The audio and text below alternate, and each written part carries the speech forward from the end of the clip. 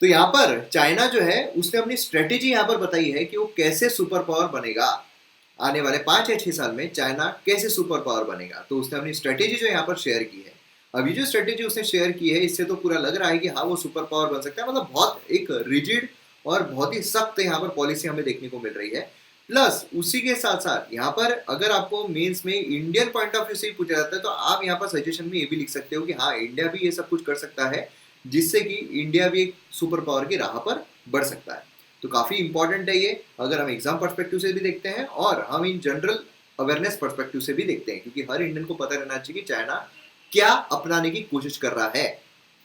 MM academy app को आपने download किया है नहीं? क्योंकि मेरे द्वारा जो कोर्सेस लाए जा रहे हैं यहाँ पर तो आप डेमो लेक्चर देख रहे हो, लेकिन आपको जो असली लेक्चर्स है, जो असली माल है, वो आपको एमएम एकेडमी ऐप पर देखने को मिलेगा। मतलब मॉडर्न हिस्ट्री कंप्लीटली अवेलेबल है भाई साहब, जो इंडियन पॉलिटी है कंप्लीटली अवेलेबल है, एंशिएंट हिस्ट्री कंप्लीटली अवेलेबल है, जो एथिक्स है कंप्लीटली अवेलेबल है। तो इस तरीके के आपको जो लेक्चर्स है, आपको जो कोर्सेस है, वो आपको एमएम एकेडमी ऐप पर देखने को मिलेंगे और आप यहाँ पर हाईएस्ट क्वालिटी कंटेंट एंजॉय कर सकते हो। और ये जो हाईएस्ट क्वालिटी कंटेंट है ना, किसी को बताना मत, लोएस्ट प्राइजेस पर है। इतने कम प्राइजेस है, इतने कम प्राइजेस है, क्योंकि हमारी टैग लाइन ही है कि हर गांव से सितारे निकलेंगे और हर गांव से हम सितारे निकाल कर रहेंगे। इसलिए इतने कम प्राइजेस में कि जो एजुकेशन है, क्वालिटी एजुकेशन है, ये हर गांव तक जाए, हर इंसान तक पहुंचे और पैसों के वजह से जो एजुकेशन है उसको ना छोड़े, अपने जो ड्रीम्स है उसको ना मारे। इसीलिए हाईएस्ट क्वालिटी कंटेंट को एंजॉय कीजिए आपके मोबाइल फोन में, जहां पर आपको सभी जीएस 1 2 3 4, आप यूपीएससी बोलिए, स्टेट पीएससी बोलिए, किसी भी एग्जाम की अगर आप प्रिपरेशन कर रहे हो तो आपको ये जो प्रिपरेशन है इसमें 4 चांद, 10 चांद, 15 चांद, 20, 100 चांद सभी आपको यहाँ पर देखने को मिलेंगे। तो इसलिए फटाफट डाउनलोड कीजिए एमएम एकेडमी ऐप और वीडियोस को एंजॉय कीजिए। तो यहाँ पर चाइना ने क्या बोला है, सबसे पहले तो मुद्दा यही आता है।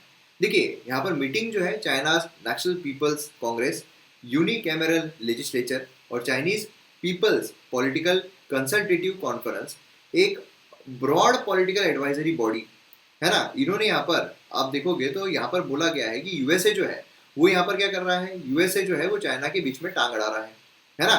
तो इसलिए उससे भिड़ने के लिए, प्लस यहाँ पर हांगकांग के मसले भी चल रहे हैं चाइना के, तो बहुत सारे मसले चल रहे हैं। तो यहाँ पर चाइना ने बोला है कि अब वो यूएसए से जीतेगा। किसमें जीतेगा?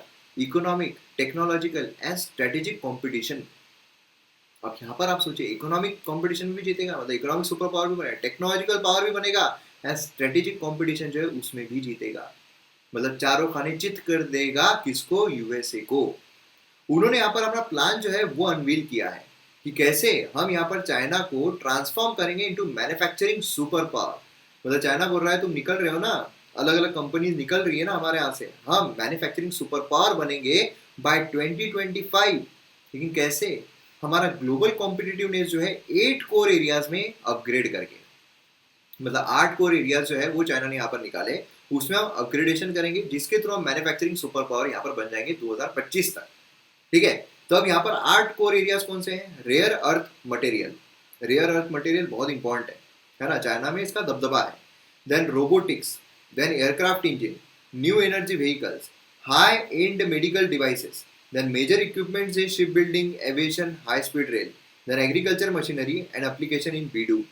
ये 8 ऐसे सेक्टर्स यहाँ पर बताए गए हैं चाइना के द्वारा, जहां पर उन्होंने बोला है कि हम ट्रांसफॉर्म करेंगे और यहाँ पर हम super power, manufacturing super power जो है वो बनकर दिखाएंगे। अब सवाल ये आता है कि कैसे अचीव करेंगे, मतलब क्या इनका पाथ रहेगा। गोल तो इन्होंने सेट कर दिया है ना। याद कीजिए इकोनॉमी के जो लेक्चर्स है एमएम एकेडमी ऐप पर, उसमें मैंने आपको इकोनॉमिक प्लान में बताया हुआ है कि हम गोल जो है वो तो सेट कर देते हैं, लेकिन हमें प्लानिंग जो है, प्रोसेस जो है वो भी उस तरीके से करना पड़ता है। तो प्लानिंग प्रोसेस जो है वो किस तरीके से रहने वाली है, मतलब चाइना जो है वो कैसे अचीव करेगा ये सारी चीजें। पहला तो ये है कि जो वीक लिंक्स है ना, जो कमजोर लिंक्स है of components, software, fundamental system, उनको यहाँ पर क्या करेगा, वो उनको यहाँ पर फिक्स करेगा। ठीक है, अब यहाँ पर कैसे फिक्स करेगा?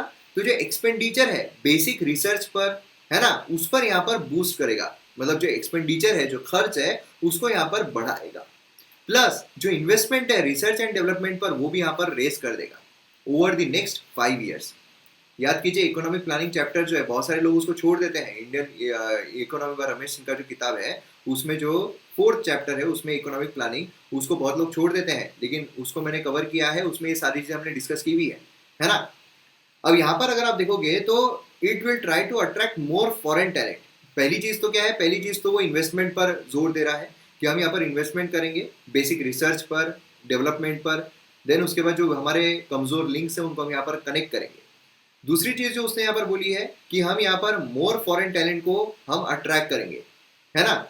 और साइंस एंड टेक्नोलॉजी इमिग्रेशन जो है एक्सप्लोर करेंगे, जिससे क्या होगा, फॉरेन टैलेंट आएगा तो हमारे यहाँ पर और R&D जो अपने आप डेवलप होगी।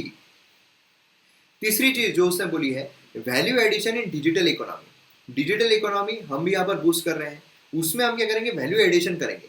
मतलब यहाँ पर एक्सपांड किया जाएगा 10% बाय 2025, 10% यहाँ पर एक्सपांड हो जाएगा। मतलब यहाँ पर डिजिटल इकोनॉमी अगर आप देखोगे तो मतलब खतरनाक ही वहां पर अच्छा खासा बढ़ जाएगा। देन फोर्थ जो हमें यहाँ पर देखने को मिलता है वो ये है कि चाइना जो है वो मॉडर्नाइज करेगा अपनी नेवी को, मिसाइल्स को, स्ट्रेटेजिक फोर्सेस को। मतलब यहाँ पर वो सिर्फ इकोनॉमिक पॉइंट ऑफ व्यू से नहीं लेकिन डिफेंस पॉइंट ऑफ व्यू से भी अपनी जो पकड़ है वो बनाने की कोशिश करेगा। तो नेवी को, मिसाइल को, स्ट्रेटेजिक फोर्सेस को यहाँ पर मॉडर्नाइज करेगा। खुल्लम खुल्ला बोला है, खुल्लम खुल्ला, जिससे कि वो यूएस का जो डोमिनेंस है साउथ चाइना सी में, ताइवान स्ट्रेट में, वो यहाँ पर उसको चैलेंज कर सके कि भाई तुम आ रहे हो ना, रुको, हमारे पास भी डिफेंस हम यहाँ पर मॉडर्नाइज करने वाले हैं जिससे कि हम तुमको चैलेंज करेंगे। तो ये चौथा पॉइंट हो गया। देन चाइना जो है वो अपनी ग्रिप जो है हांगकांग पर उसको यहाँ पर स्ट्रेंथन करेगा। क्या होता है कि किसी भी देश में अगर कोई प्रोटेस्ट वोटेस्ट चल रही है तो जो देश है उसकी इकोनॉमी बोलिए वहां पर इम्पैक्ट पड़ता है ना, ओवरऑल फंक्शनिंग पर इम्पैक्ट पड़ता है। लेकिन यहाँ पर वो जो हांगकांग है उस पर भी ग्रिप लाएगा, ऐसा बोल रहे हैं। कैसे? तो वो इंश्योर करेगा election laws to ensure that patriots govern it. मतलब यहाँ पर जो देशभक्त है वो इसको गवर्न करेंगे, ठीक है, ये निकल कर आ रहा है। देन सिमिलरली यहाँ पर जो चाइना है वो अपने एफर्ट जो है, चाइना की जो एथनिक माइनॉरिटीज है ना, बहुत सारे, जैसे उइघुर के बारे में उन पर काफी इल्जाम लगे हैं, तिब्बतन्स हो गए उन पर, मंगोल्स हो गए, तो इनको क्या करेंगे, इनको यहाँ पर एसिमिलेट करेंगे, इनको यहाँ पर क्या करेंगे, एसिमिलेट करेंगे। उसके लिए भी यहाँ पर एफर्ट्स लिए जाएंगे। तो ये हो गया 5th पॉइंट, ये हो गया 6th पॉइंट। 7th पॉइंट अगर हम देखते हैं तो पब्लिक प्रोटेस्ट जो है वो यहाँ पर डेल की जाएगी like fight on the battlefield. मतलब जैसे हम यहाँ पर युद्ध लड़ रहे हैं उसी तरीके से यहाँ पर पब्लिक जो प्रोटेस्ट हो रही है उसको हम यहाँ पर डेल करेंगे, उसके साथ हम डील करेंगे। खुल्लम खुल्ला देखो यार, मतलब ऐसा अगर कोई डेमोक्रेटिक कंट्री में बोल दिया जाए तो दूसरे दिन तो अपोजिशन वाले सरकार गिरा दे, है ना। देन उसके बाद 8वां पॉइंट हमें देखने को मिलता है इकोनॉमिक ग्रोथ रेट जो है 6% फॉर 2021 वो यहाँ पर रखा जाएगा। और लास्ट यहाँ पर हमें देखने को मिलता है चाइना का जो 5 ईयर प्लान है फॉर 21-25, उसमें यहाँ पर जैसे हमारे यहाँ पर भी देखने को मिलता है 5 ईयर प्लान, तो वहां पर भी हमें देखने को मिलता है प्लान। तो वो for construction of polar silk road, यहाँ पर पोलर सिल्क रोड जो है उसका यहाँ पर कंस्ट्रक्शन हमें देखने को मिलेगा, जो एम करेगा यहाँ पर natural gas below melting rice Arctic, और उसी के साथ फास्टर शिपिंग रूट जो है यूरोप को वाया नॉर्थ आर्कटिक, ये सब यहाँ पर किया जाएगा। जिससे क्या होगा, जिससे उनकी जो ट्रेड है वो यहाँ पर अच्छी खासी डेवलप हो जाएगी, क्योंकि ट्रेड के लिए ट्रांसपोर्टेशन बहुत इंपॉर्टेंट होता है। तो वो यहाँ पर करेंगे तो अपने आप ट्रेड जो है वो बढ़ ही जाएगा। तो ये हमें यहाँ पर देखने को मिलता है कि चाइना कैसे यहाँ पर सुपर पावर बनेगा। अब बाकी कंट्रीज जो इन्होंने रिएक्शन किया है इस पर, जैसे सबसे पहले तो यूएस को सीधा खुल्लम खुला चैलेंज किया, तो यूएसए जो उसी ने रिएक्ट किया है, उसने बोला है कि हम यहाँ पर जो बीजिंग है उसके जो राइट अब्यूजेस होते हैं उसको यहाँ पर काउंटर करेंगे, उसको यहाँ पर देखेंगे। सीधा सीधा बोल रहा है ना यार, बैटलफील्ड अगर प्रोटेस्ट हो रही तो बैटलफील्ड की तरह देखेंगे। जो हांगकांग है वहां पर हम जो पेट्रियट वाली गवर्नमेंट है वो स्थापित करेंगे। उसी यूरोपियन यूनियन जो उन्होंने भी कहा है कि वो जो यहाँ पर हांगकांग में इलेक्ट्रल सिस्टम लाने की कोशिश कर रहे हैं, तो यहाँ पर देखे, सतर्क रहे, सावधान रहे और देखते रहे, ठीक है। तो इस तरीके से हमें यहाँ पर देखने को मिल रहा है कि पॉलिटिकल फ्रीडम्स, ह्यूमन राइट्स, इसमें चाइना जो है, क्योंकि चाइना को पता चल गया है कि जो रैंक देते हैं ना कि यहाँ पर डेमोक्रेसी खस्ता होते जा रही है, यहाँ पर ये नहीं है, यहाँ पर ये नहीं है, कोई फर्क नहीं पड़ता है उससे, ये उनको शायद पता चल गया है। अब यहाँ पर जो चाइना है वो क्या अकेला सब कुछ कर सकता है? नहीं, उसको बाकी कंट्रीज के साथ कनेक्शन बनाने पड़ेंगे। अब चाइना कनेक्शन बनाएगा कैसे?